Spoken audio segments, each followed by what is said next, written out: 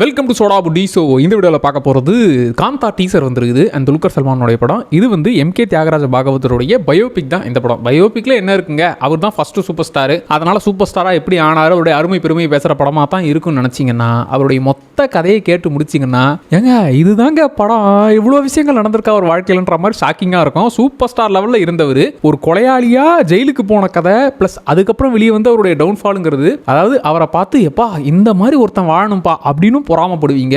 இந்த மாதிரி ஒருத்தனுக்கு நிலைமையே வரக்கூடாதான்னு சொல்லி அதுக்கும் ஃபீல் பண்ணுவீங்க. ஸோ ரெண்டு எக்ஸ்ட்ரீமையும் பார்த்தவருடைய பயோபிக் தான் இந்த காந்தா படம். அண்ட் இந்த டீசரில் காட்டின விதம் வந்து ஆக்சுவலாக ஹீரோ வந்து டேரக்டரை இன்ஃப்ளூயன்ஸ் பண்ணுறது. டேரக்டர் வந்து எப்பா இவங்க தான் இந்த ஷாட்டில் இம்பார்ட்டன்ஸு, இந்த கதையில் இவங்களுமே தேவைப்படுறாங்கிற மாதிரி காட்டும் போது என்ன பார்க்க தானே மக்கள் வராங்க, என் பாட்டை கேட்க தானே மக்கள் எல்லாருமே இருக்காங்க, அப்படி என்ன தானே ஃபோக்கஸ் பண்ணணும், இந்த ஷாட்டை வையே இதை பண்ணு அப்படிங்கிற மாதிரி டேரக்டரை இவர் கண்ட்ரோல் பண்ண பார்க்குற அந்த விஷயங்களை இந்த டீசரில் காமிச்சிருப்பாங்க. ஸோ அந்த அளவுக்கு அவர் வந்து எப்பா நான் ஹீரோ, என்னதான் மக்கள் கொண்டாடிக்கிட்டே இருப்பாங்க, கடவுளாக தான் பார்ப்பாங்க அப்படிங்கிற ஒரு இமேஜில் எப்பவுமே நினச்சிட்டு இருக்கிற ஒருத்தர். ஸோ அந்த ஒரு விஷயம் தான் அதுக்கப்புறமும் அவருடைய டவுன்ஃபாலுக்கு காரணமாக இருந்துச்சுன்னு மொத்த கதையை கேட்கும்போது உங்களுக்கே கிளியராக புரியும். அண்ட் இந்த மொத்த கதையும் கேட்டு முடிக்கும் போது டேய் இந்த கேரக்டர்லாம் படத்தில் ஒழுங்காக பண்ணிவிட்டாங்கன்னு வச்சுக்க பக்காவாக இருந்துரும்னான்னு உங்களுக்கே ஃபீல் ஆகும். ஃபர்ஸ்ட் இவருடைய இந்த வளர்ச்சிங்கிறத பார்க்கலாம். இவருக்கு சின்ன வயசில் இந்த கர்நாடிக் மியூசிக் கற்றுக்கிறது, முக்கியமாக மேடை நாடகங்களில் பாட்டு பாடுறது இவருடைய வழக்கம். அதுக்கே இவருக்கு தனி ஃபேன் பேஸ் இருக்கிறாங்க. அப்படி தான் இவர் வந்து பவளக்குடி அப்படிங்கிற மேடை நாடகம் போட்டிருக்காரு. அதில் அர்ஜுனர் வருஷன் நடிச்சார். அதை பார்த்த ப்ரொடியூசர் வந்து ஓகே நம்ம இவரை வச்சே படம் எடுக்கலாம், இந்த கதையவே படம் எடுக்கலாம், இவரே ஹீரோவாக போட்டு படம் எடுக்கலாம்னு சொல்லி அந்த பவளக்குடிங்கிற படம் 1934 ரிலீஸ் ஆகுது. படத்தில் எத்தனை பாட்டு இருக்குன்னு நினைப்பீங்க? ஒரு படம்னா 6 பாட்டு 7 பாட்டு, படத்தில் மொத்தம் 50 பாட்டு, அதில் 22 பாட்டு இவரே பாடியிருக்காரு. அண்ட் எம்கே தியாகராஜ பாகவதர் அப்படின்னாலே அவர் எதுக்காக ஃபேமஸ்னா பாட்டு பாடுறது தான். இப்போ மாதிரி சும்மா அப்படி வாயசிச்சுட்டு அதுக்கப்புறம் போயிட்டு வாய்ஸ் கொடுக்குற அந்த வரலாம் கிடையாது, அவங்களே பாடணும். அப்படி இவருடைய பாட்டுக்கு தான் அத்தனை பேர் அடிமையாக இருந்திருக்கிறாங்க. அண்ட் இவர் மொத்தமாக நடிச்சது என்னமோ 14 படம் தான். அதுலேயே எப்பா ராஜா வாழ்க்கை ஒரு ராஜா மாதிரி இருந்திருக்கிறார்ல அப்படிங்கிற ஒரு ஃபீலை அவர் கிரியேட் பண்ணியிருக்காரு. ஃபர்ஸ்ட் படமான பவளக்குடி 1934 ரிலீஸ் ஆகுது. ஒரே நைட்டில் ஃபேமஸ். அந்த படம் வேற லெவலில் ஹிட் ஆகிடுச்சு. இப்போ இருக்கிற ஆடியன்ஸ்க்கு புரியணும்னா 100 crore கிளப்பு 200 crore கிளப்னு வாங்களே, அந்த மாதிரி அந்த மனுஷனுடைய படம் வந்து 6 மாதத்துக்கு சும்மா அப்படி ஓடுது. அதுக்கப்புறம் இவர் நடித்த படங்களுமே எல்லாமே சில்வர் ஜூப்ளி தான். நவீன சரங்கதரா, சத்யசீலன், அப்புறம் முக்கியமாக சிந்தாமணி. இந்த படம் வந்து 1 வருஷம் ஓடி இருக்குது. எனக்கு தெரிஞ்சு இந்த 1 வருஷம் ஓடின ரெக்கார்ட்லாம் கரகாட்டக்காரன் தான் இப்போ 1 வருஷம் ஓடின படம் மைண்டில் இருக்குது. சந்திரமுகி 800 நாள் ஓடினது தெரியும். இது வந்து ஃபர்ஸ்ட் 1 வருஷம் ஓடின படம். அந்த அளவுக்கு மக்கள் இவரை கொண்டாடி இருக்காங்க. இவருடைய வளர்ச்சிங்கிறது ஒரு ஸ்டெப் 2 ஸ்டெப் இல்லை, அப்படி எடுத்ததுமே ஜெட் வேகத்தில் போகுதா. அதில் முக்கியமான வருஷம் வந்து 1944. அதில் தான் ஹரிதாஸ் படம் இறங்குது. அந்த படம் கிட்டத்தட்ட 3 வருஷம் ஓடி இருக்குது. அந்த அளவுக்கு மக்கள் அவர் மேலே அவ்வளோ கிரேஸாக இருந்திருக்கிறாங்க. அதே வருஷம் தான் அவருடைய டவுன்ஃபாலுங்கிறது ஆரம்பிக்குது. டேய் படமே 3 வருஷம் ஓடுதுன்னா 1944 47 வரைக்கும் மனுஷன் ராஜா மரதனாக இருந்திருப்பாருனா அந்த வருஷம் தான் அவரை கொலை கேஸில் அரெஸ்ட் பண்ணி கூட்டு போகிறாங்க. சரி யாரை கொலை பண்ணார்னா லக்ஷ்மிகாந்தன் அப்படிங்கிற ஒரு ரிப்போர்ட்டர். அவர் வந்து இந்த கிசி கிசி எழுதுறது அதான் இப்போ இருக்கிற பைல்வான் ரங்கநாதன் வேலையை அப்போ அவர் பார்த்துருக்கிறாரு. மற்றவங்களை பற்றி இந்த முக்கியமாக சினிமா ஸ்டார்ஸை பற்றி உண்மையும் இருக்கும், பட் முக்கால்வாசி பொய்யும் இருக்கும். இப்படி கலந்து எப்பா அவங்களுக்கும் இந்த நடிகைக்கும் அப்படி இப்படியாம அப்படிங்கிற மாதிரி இந்த கிசி கிசி பரவுறது. ஃபர்ஸ்ட் இவர் சினிமா தூது அதில் தான் இந்த கிசி கிசி எழுதுகிற வேலையை பண்ணிக்கிட்டு இருந்தாரு. அது மிகப்பெரிய ஃபேமஸ் ஆகி இண்டஸ்ட்ரியில் இருக்கிறவங்களே பயப்பட ஆரம்பிச்சிட்டாங்க. ஐயோ இந்த ஹீரோனை பற்றி இந்த ஹீரோ பற்றி தப்பா பற்றினா இமேஜ் டேமேஜ் ஆகுது, மக்கள் இதை வாங்கி விரும்பி படிக்கிறாங்களேன்னு இவருக்கு காசை கொடுத்து ஆஃப் பண்ண பார்க்குறாங்க. சரி லக்ஷ்மிகாந்தன் எப்படிப்பட்ட கேரக்டர்னா அவர் சின்ன வயசுலேயே எப்படியாச்சும் காசு பார்த்துடணும் அப்படின்னு ஆசைப்பட்டவர். அதில் தான் அட்வொகேட் ஆனே ஆசைப்பட்டுருக்கிறாரு. அட்வொகேட் ஆகிட்டா என்னென்னலாம் தப்பு பண்ணலாம், தப்பை சரியாக பண்ணி காசு பார்க்கலாங்கிற மைண்ட் செட்டில் இருந்து அது ஆக முடியல. இப்போ ஜேர்னலிஸ்ட் ஆகி இந்த மாதிரியான கிசி கிசி எழுதும் போது அதிலே காசு வருது.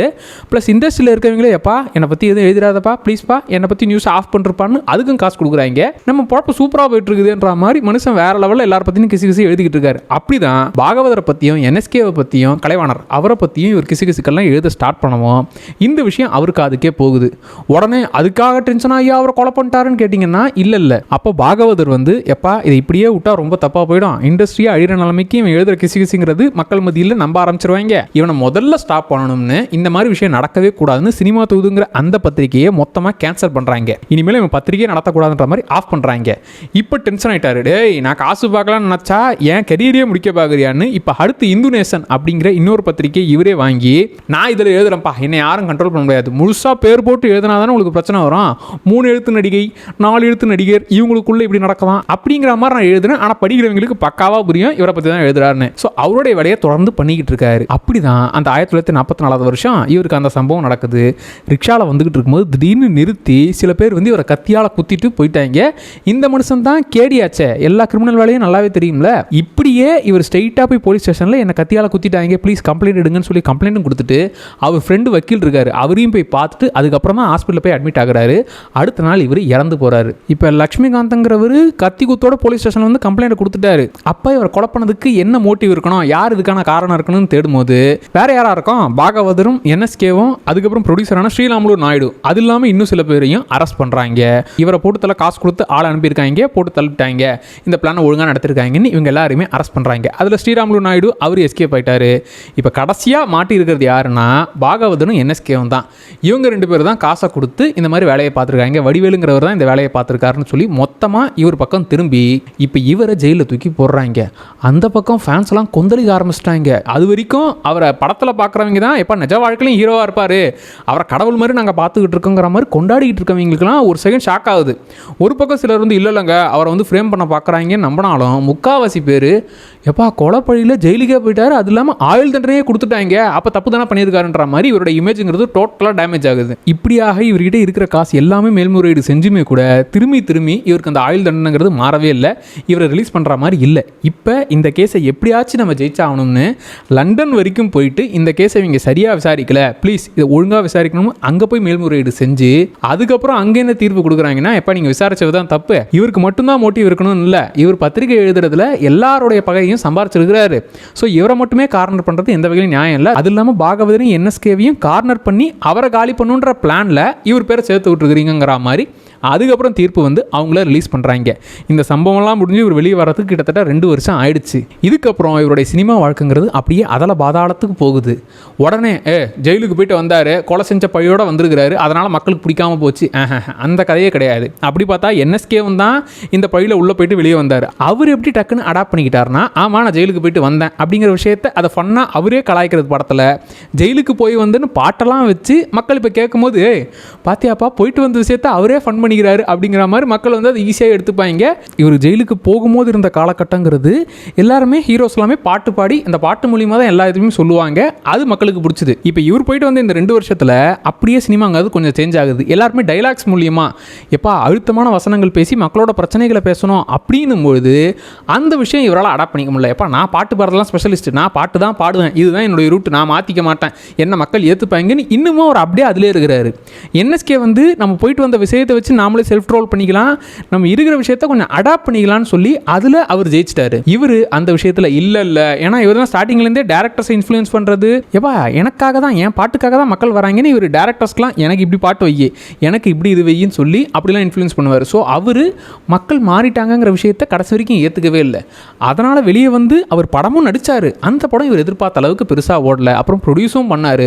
ஆல்ரெடி இந்த கேஸ்லேருந்து வெளியே வரதுக்கு அவர் செலவு பண்ண காசு, அதுக்கப்புறம் அவர் ப்ரொடியூஸ் பண்ண அந்த படத்தோட காசு எல்லாமே நஷ்டத்தில் போக மொத்தமாக இவருடைய சினிமா கரியருங்கிறது டோட்டல் லாஸ் ஆகிடுச்சு. சினிமாவே வேணாம்டான்னு ஒதுங்கி வெறும் நான் கச்சேரி மட்டும் பண்ணுறேன்னு சொல்லி அந்த விஷயங்கள் பண்ணிக்கிட்டு இருந்து, அதாவது ராஜ வாழ்க்கை வாழ்ந்து தங்கத்தட்டிலேயே சாப்பிட்டுக்கிட்டு இருந்த மனுஷன் டோட்டலாக காசுக்கே வழி இல்லாமல் அந்த கச்சேரி பண்ணால் வர காசை வச்சு பார்த்துக்கணுங்கிற அந்த ஸ்டேஜுக்கு மாறுறாரு. இவரை மாதிரி லைஃப்பில் இருந்துனுப்பாங்கிற ஆசையும் இவர் பார்த்து வரும், இவரை மாதிரி ஆயிடவே கூடாதுப்பான்னு சொல்லி அந்த ஒரு விஷயமே வரும். இந்த கொலைகேஸுங்கிறது அவரோட கரியரை லைட்டாக டேமேஜ் பண்ண பார்த்துது. ஆனால் இவர் போயிட்டு வெளியே வந்துட்டு அதை அண்டர்ஸ்டாண்ட் பண்ணிக்காமல் விட்டது தான் இவருடைய மொத்த டவுன்ஃபாலுக்கு இவர் தான் மிகப்பெரிய காரணம். ஏன்னா இப்போ NSK எடுத்துக்கோங்க, ஏன் MR ராதாவை எடுத்துக்கோங்க, எம்ஜிஆர் துப்பாக்கியால் சுட்டாருங்கிற அந்த விஷயம் தெரிஞ்சாலும் அவரே சுட்டுட்டாரா, இனிமேல் அவரை நம்ம பார்க்கக்கூடாது, அவரை நம்ம ஏற்றுக்கூடாது அப்படிங்கிற மாதிரி மக்கள் ஒதுக்கலை. அவர் அந்த விஷயத்தை வச்சு அவரே அப்புறம் செல்ஃப் கலாய் பண்ணுறது. ஸோ அவர் அதுக்கப்புறம் அந்த சுச்சுவேஷனை புரிஞ்சுக்கிட்டு அதுக்கு ஏற்ற மாதிரி ரியாக்ட் பண்ணுறதுங்கிற மாதிரி அதுக்கப்புறம் அவங்களோட இடத்த தக்க வச்சுக்கிட்டாங்க. பட் இவர் அந்த மாதிரி பண்ணலை. ஸோ எனக்கு இந்த டீசரை பார்க்கும்போது அவர் டேரக்டர் எப்படி கண்ட்ரோல் பண்ணுறாரு, நான் சொல்கிறதாப்பா இங்கே எல்லாமே அப்படிங்கிற அந்த மோடில் இருந்த மனுஷன் இந்த கேஸ்னால் அப்படியே உள்ளே போயிட்டு வெளியே வந்து அதே மோடில் திரும்ப இருந்து அவருடைய லைஃப்பை டோட்டலாக அவருடைய கரியருடைய டவுன்ஃபாலை அவரே கிரியேட் பண்ணிக்கிட்டாருங்கிற அந்த விஷயத்தை பயோபிக்கில் வேறு லெவலில் காட்டலாம்.